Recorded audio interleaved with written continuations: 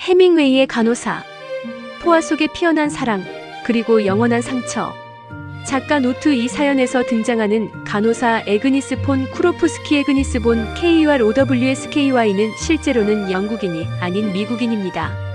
다만 해밍웨이가 훗날 이 실화를 바탕으로 쓴 소설 무기여 잘 있거라의 여주인공 캐서린 바클리를 영국인으로 설정하면서 두 인물이 혼동되는 경우가 많습니다. 실제 이야기는 소설보다 훨씬 더 가슴 아프고 더 인간적입니다. 제1막 19살의 청년 전쟁을 향해 달려가다. 1917년에 미국은 조용하지 않았습니다. 유럽에서는 이미 3년째 대전쟁이 불타오르고 있었고 신문 일면마다 참호 속 병사들의 이야기가 넘쳐 흘렀습니다. 포성과 독가스와 철조망으로 얼룩진 그 전쟁은 바다 건너 젊은 미국 청년들에게는 아직 멀고도 낯선 이야기였습니다. 하지만 어떤 청년들은 그 먼 이야기 속으로 기어이 뛰어들고 싶어 안달이 났습니다. 일리노이주 오크파크의 작은 마을에 살던 어니스트 밀러 해밍웨이. 그때 나이 18살이었습니다. 그는 체격이 크고 운동을 좋아하는 전형적인 미국 시골 소년이었습니다. 아버지는 의사였고 어머니는 음악을 사랑하는 교양 있는 여성이었습니다. 그러나 해밍웨이는 그 반듯한 중산층 가정이 조금 답답했습니다. 학교를 졸업하자마자 캔자스시티의 신문사 스타의 기자로 취직했고 거기서 날카로운 문장을 벼리기 시작했습니다. 그러다 1918년 봄 그는 결심을 굳혔습니다. 미국 적십자사 야전 구급대원 모집 광고를 보았을 때였습니다. 눈이 나빠 군입대 신체 검사를 통과하지 못한 그로서는 이 길이 전쟁 속으로 들어가는 유일한 통로였습니다. 그는 주저하지 않고 지원서를 냈습니다. 어머니가 말렸습니다. 아버지는 조용히 한숨을 쉬었습니다. 하지만 해밍웨이의 고집을 꺾을 수 있는 사람은 이 세상에 없었습니다. 1918년 5월 19살의 어니스트 해밍웨이는 대서양을 건넜습니다. 목적지는 이탈리아. 이탈리아는 당시 독일 오스트리아 동맹군과 맞서 싸우고 있었고 북부 베네토 지방의 피아베 강 일대는 처절한 교착 전선으로 변해 있었습니다. 해밍웨이는 설레었습니다. 두렵기도 했겠지만 그 두려움보다 훨씬 더 강렬한 무언가가 그의 심장을 두드렸습니다. 그것은 모험에 대한 갈증, 그리고 이 세상을 두 눈으로 똑바로 목격하고 싶다는 문학적 본능이었을 것입니다. 그는 아직 몰랐습니다. 전쟁이 자신에게 무엇을 선물하고 또 무엇을 앗아갈 것인지를. 제2막 포화 속의 자원봉사자 초콜릿을 나르다. 이탈리아에 도착한 해밍웨이는 밀라노를 거쳐 베네토 전선으로 배치되었습니다. 그가 처음 맡은 임무는 자전거를 타고 최전선의 병사들에게 초콜릿과 담배, 엽서를 나눠주는 일이었습니다. 총탄이 날아다니는 참호 앞까지 보급품을 가져다 주는 것. 그것이 적십자 구급대원의 첫 번째 일이었습니다. 당시의 이탈리아 전선을 한번 상상해 보십시오. 피아베 강을 사이에 두고 이탈리아군과 오스트리아군이 마주보고 있었습니다. 강 양쪽에는 수십 킬로미터에 걸쳐 참호가 파여 있었고 그 참호 속에서 병사들은 흙탕물과 쥐떼와 포탄 소리 속에서 하루하루를 버티고 있었습니다. 독가스가 바람을 타고 흘러오는 날도 있었고 포탄이 한 번에 수십 명의 병사를 앗아가는 날도 있었습니다. 해밍웨이는 이 광경을 바라보았습니다. 신문기자로서 훈련된 그의 눈은 모든 것을 날카롭게 기록했습니다. 죽음의 냄새, 참호의 모습, 병사들의 눈빛. 그는 훗날 이 모든 것을 글로 쓸 것이었습니다.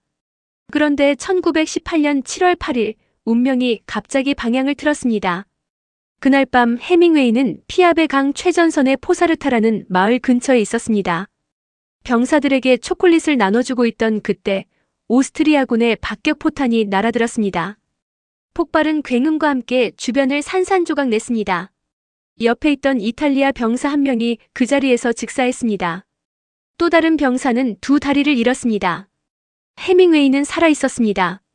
그러나 다리에 200개가 넘는 금속 파편이 박혀 있었습니다. 오른쪽 무릎은 형체를 알아볼 수 없을 정도로 망가져 있었습니다. 그런데 이 상황에서 해밍웨이가 한 행동은 놀라웠습니다.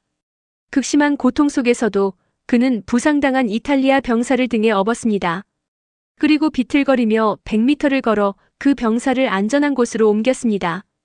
그러고 나서야 쓰러졌습니다. 훗날 이탈리아 정부는 이 용기에 대해 해밍웨이에게 은성무공훈장을 수여했습니다. 19살 소년의 첫 번째 영웅적 순간이었습니다. 그리고 그 부상이 그를 밀라노의 병원으로 데려갔습니다. 그곳에서 운명이 기다리고 있었습니다. 제3막 밀라노의 흰 병원, 그녀가 들어오다. 밀라노 미국 적십 자사병원. 1918년 여름에 그 병원은 원래 이탈리아의 호화주택을 개조한 곳이었습니다. 대리석 바닥과 높은 천장, 넓은 창문으로 햇살이 쏟아지는 아름다운 건물이었지만 그 안에는 전쟁이 망가뜨린 몸들이 가득했습니다. 다리를 잃은 병사, 눈을 잃은 병사, 정신이 무너진 병사들.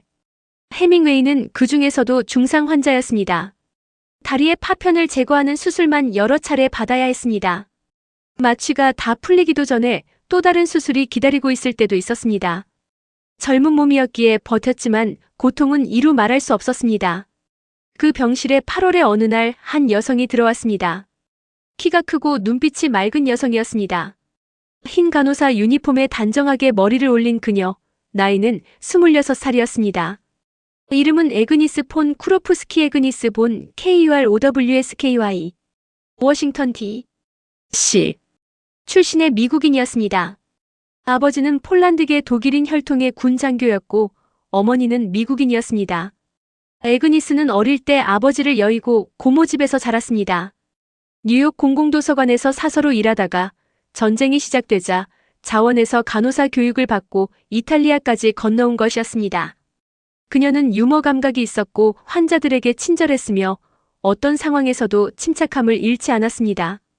밀라노 병원의 다른 간호사들도 그녀를 좋아했고 환자들도 그녀가 담당이 되기를 바랐습니다. 그날 에그니스가 해밍웨이의 병실을 담당하게 되었습니다. 19살에 부상당한 청년과 26살의 간호사. 둘의 나이 차이는 7살이었습니다. 전쟁이라는 극한 상황 속에서 둘은 처음으로 눈을 마주쳤습니다. 해밍웨이는 훗날 이렇게 썼습니다. 나는 그녀가 방에 들어오는 순간부터 사랑에 빠졌다. 제3막 병실에서 피어나는 것들. 밀라노의 여름은 뜨거웠습니다. 해밍웨이는 움직일 수가 없었습니다. 다리의 상처가 아물기도 전에 또 다른 수술을 기다려야 했고 무더운 병실에서 긴 낮과 긴 밤을 보내야 했습니다. 활동적인 청년에게 이 침대 위의 나날은 고문에 가까웠습니다. 그런 해밍웨이에게 에그니스는 빛이었습니다. 그녀는 단순히 상처를 소독하고 약을 가져다주는 간호사가 아니었습니다. 그녀는 이야기를 나눌 줄 알았습니다. 밤에 열이 오를 때는 곁에 앉아서 이마에 찬 물수건을 올려주었고 낮에 지루해하는 해밍웨이에게는 이탈리아어 단어들을 가르쳐 주었습니다. 전쟁과 무관한 이야기, 음식 이야기, 고향 이야기, 책 이야기를 했습니다. 해밍웨이는 글 쓰는 청년이었습니다. 그는 말재주가 있었고 유머가 있었으며 세상을 바라보는 시선이 예사롭지 않았습니다. 에그니스도 그것을 느꼈습니다. 그는 다른 환자들과 달랐습니다. 처음에 에그니스는 스스로를 단단히 붙잡으려 했습니다. 간호사와 환자 사이의 선. 그 선을 넘으면 안 된다는 것을 그녀는 알았습니다. 게다가 해밍웨이는 7살이나 어렸습니다. 이 상황에서 피어나는 감정은 그냥 전쟁이라는 특수한 환경이 만들어낸 착각일 수 있다고 그녀는 자신에게 말했습니다. 하지만 마음이란 것은 논리를 따르지 않습니다. 밀라노의 밤이 깊어질수록 두 사람 사이의 거리는 좁아졌습니다. 해밍웨이는 에그니스를 아그네사 에이주에니에스에이라고 불렀습니다. 이탈리아식으로 이름을 부르는 그 방식이 에그니스는 좋았습니다. 그녀는 그를 에르니언이라고 불렀습니다. 격식을 뺀 그 호칭이 해밍웨이에게는 세상에서 가장 아름다운 말처럼 들렸습니다. 그들은 몰래 함께 저녁을 먹기 시작했습니다. 해밍웨이가 조금 걸을 수 있게 되었을 때 두 사람은 밀라노의 카페를 함께 거닐었습니다. 이탈리아 와인 한 잔, 리조토 한 그릇. 전쟁 중에 이탈리아는 피폐했지만 밀라노의 골목은 여전히 아름다웠습니다. 해밍웨이는 훗날 이 시절을 가리켜 말했습니다. 그것은 내 평생에서 가장 행복한 시간이었다. 제5막 사랑한다는 말. 해밍웨이는 고백했습니다. 병실에서도 산책 중에도 편지로도 그는 자신의 마음을 숨기지 않았습니다. 그것이 해밍웨이라는 인간의 방식이었습니다. 망설이지 않고 겁내지 않고 느끼는 것을 그대로 말하는 것. 나는 당신을 사랑합니다. 전쟁이 끝나면 함께 살고 싶습니다. 에그니스는 처음에는 부드럽게 물러섰습니다. 당신은 아직 어려요, 에르니. 지금 이 감정은 전쟁 때문에 그런 거예요. 그것은 솔직한 말이었습니다. 실제로 전쟁터의 병원에서는 그런 일이 많았습니다. 극도의 고통과 두려움 속에서 간호사에게 의존하게 된 환자가 사랑을 고백하는 것. 의사들도 간호사들도 그것이 얼마나 연약한 기반 위에 서 있는지 알았습니다. 그러나 해밍웨이는 포기하지 않았습니다. 그는 매일 편지를 썼습니다. 담백하고 솔직한 문장으로 자신이 그녀를 얼마나 생각하는지, 전쟁이 끝나면 어떤 삶을 살고 싶은지를 썼습니다. 그리고 에그니스의 마음도 결국 움직였습니다. 그녀도 사랑한다고 했습니다. 그녀의 일기에는 이렇게 적혀 있습니다. 나는 그가 단지 어린 환자가 아니라는 것을 알게 되었다. 그는 다르다.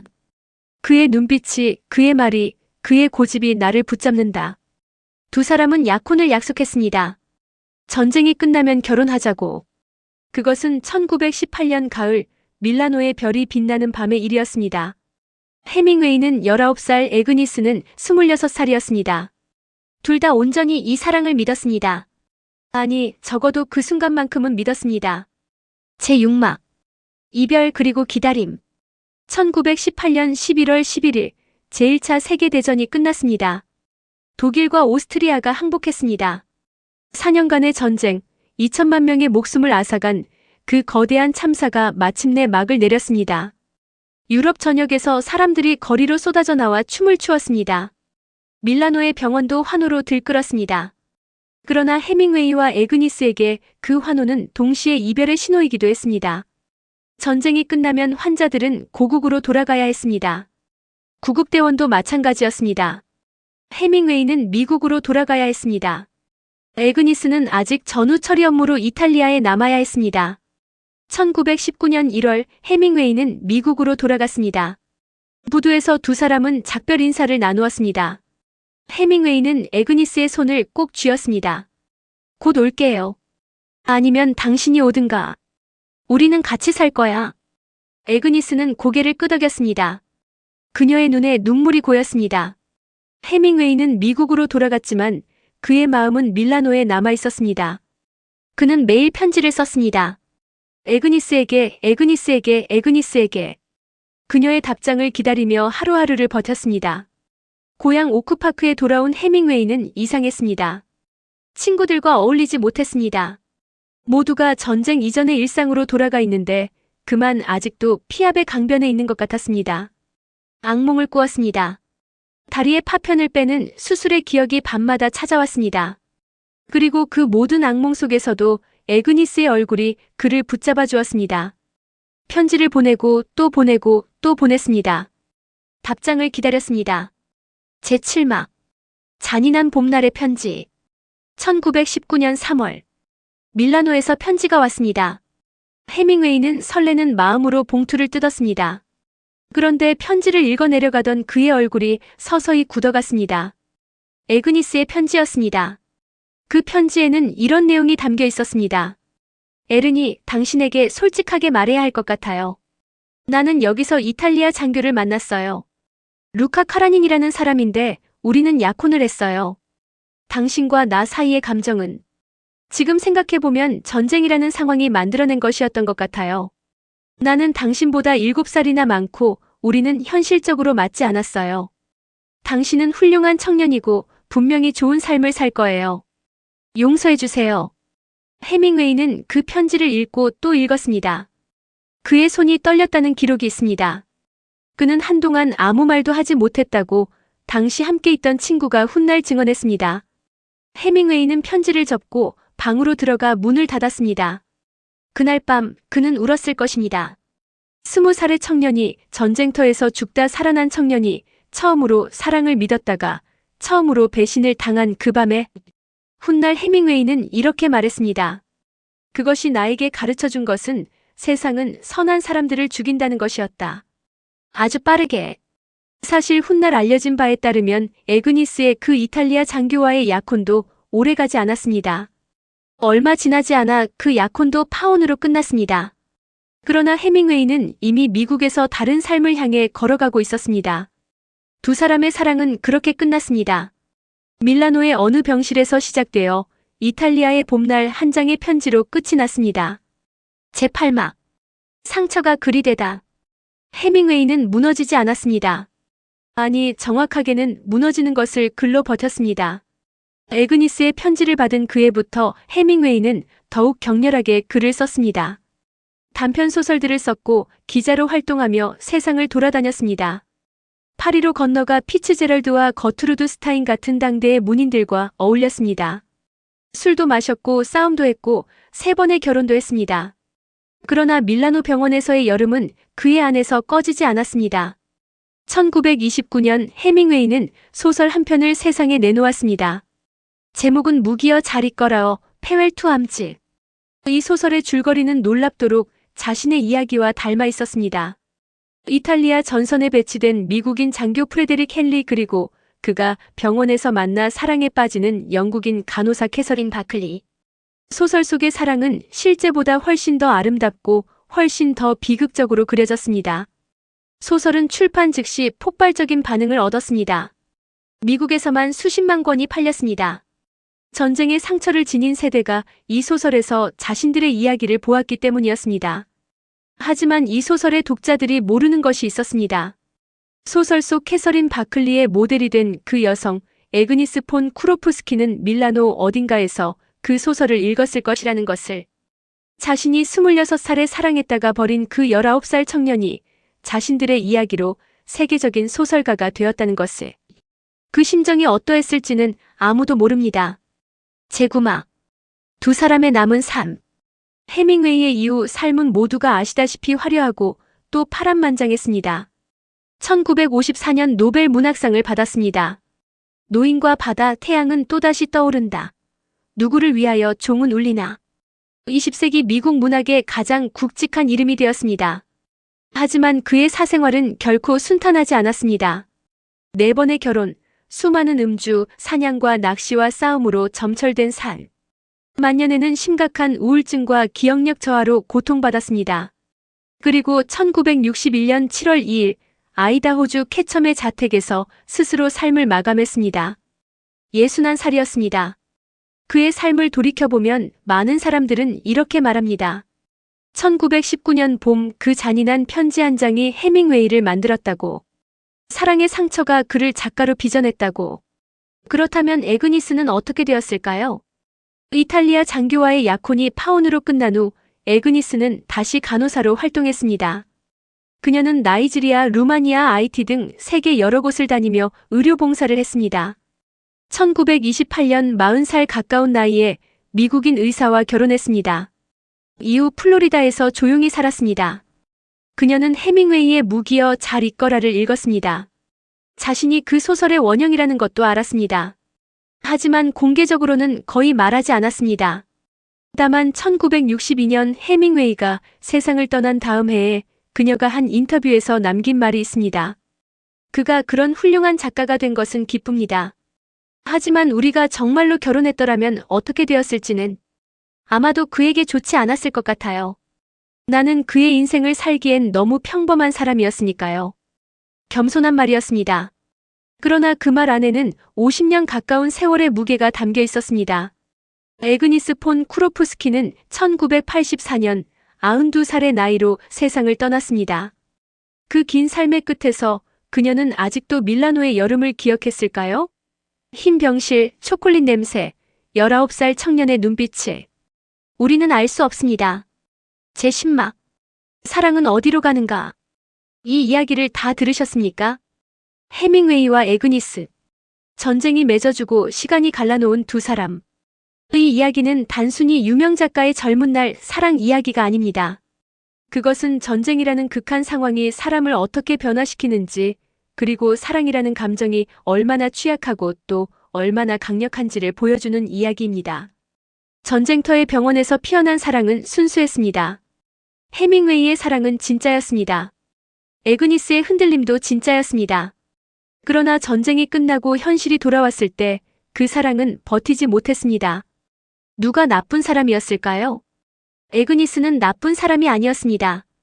그녀는 7살이나 어린 청년과의 미래를 불안해했을 것입니다. 전쟁이라는 특수한 상황이 만든 감정을 현실에서도 유지할 수 있을지 두려웠을 것입니다. 그녀가 선택을 잘못한 것은 맞습니다. 하지만 그것은 나쁨이 아니라 나약함이었습니다. 우리 모두가 가진 그 나약함. 해밍웨이 역시 나쁜 사람이 아니었습니다. 그는 상처받았고 그 상처를 글로 승화시켰습니다. 어쩌면 그 상처가 없었다면 무기여 잘 있거라도 없었을지 모릅니다. 사랑은 가끔 이렇습니다. 지속되지 못하고 끝나버린 사랑도 그 사람의 안에서 영원히 사라지지 않습니다. 해밍웨이의 모든 소설 어딘가에는 밀라노의 여름이 녹아 있습니다. 총성과 와인과 리조토와 흰 유니폼과 에른이라고 부르던 목소리가. 그것이 사랑의 힘입니다. 끝나도 끝나지 않는 것. 상처가 되어서도 그 사람을 빚어내는 것.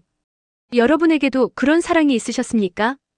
오래전 젊은 날 전부를 걸었다가 어딘가에서 흩어져 버린 그 감정. 지금 이 순간에도 가끔 생각나는 그 이름 하나. 해밍웨이도 그랬습니다. 세계적인 작가가 되어서도 노벨상을 받은 후에도 그는 가끔 밀라노를 떠올렸을 것입니다.